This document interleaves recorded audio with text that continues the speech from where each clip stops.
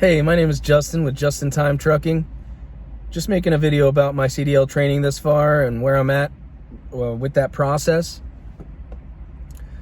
Well, it started with my friend Crystal. Her mom's a truck driver, and she's always told me to go and, become a truck driver, because there's good money in it and everything. And I always used to kind of like shrug it off, like I wasn't interested. But after a while, I realized I could really be doing something with this right now. So I decided to finally start training. I started watching YouTube videos about it. This guy called Asian My Show. Check him out when you get a chance. If you're watching my videos, you more than likely already watched his videos before. So just subscribe to him just in case you haven't.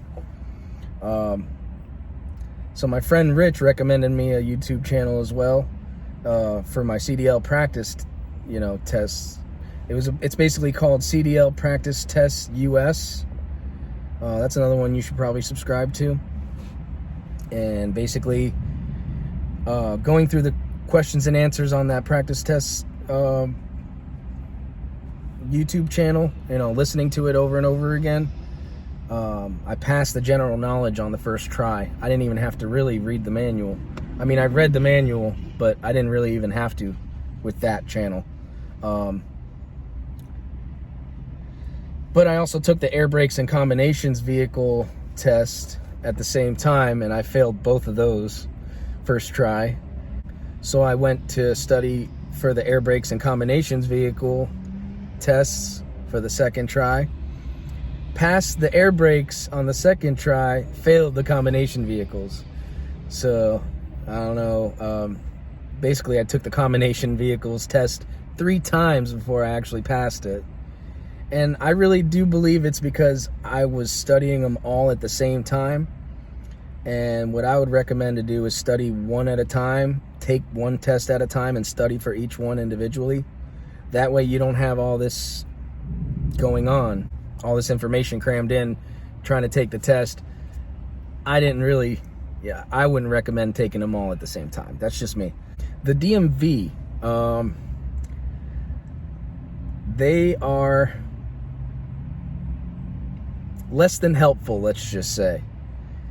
When I asked them what all I needed to get my permit, they just said to pass the tests. They didn't mention that I had to get a medical card in order to receive my permit. So anyways, I went and got the medical DOT physical, got the medical card, went in. Well, in order to get another appointment just to get my CDL, I had to basically schedule myself for another exam because all the appointments were about a month out, and the only thing that was available was to reschedule for taking another exam.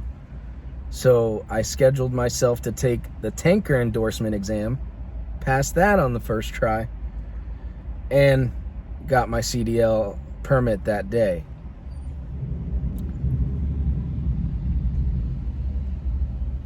A lot of thunder. So I got my tanker endorsement alongside with my CDL permit. Last thing I wanted to cover, probably a couple more things really. The DMV had a link to the ELDT information, the FMCSA website. But first off, they didn't really give me the full link. They seem to be less than knowledgeable about the whole ELDT requirement that happened in February. So you're not going to get too much help at the DMV, in my opinion, as far as my experience went. So I'll go ahead and provide you the link in the description with that ELDT requirement information from the official FMCSA website. That way you guys, in case you have any questions about it, you should be able to get that answered there. Also, it includes the training provider registry.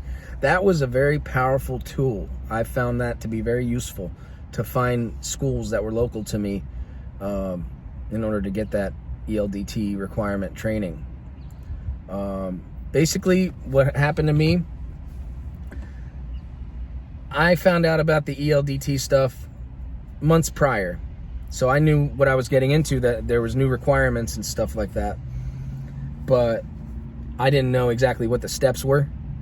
So I went and got my permit first. But apparently, the ELDT Classroom training prepares you for said permit. So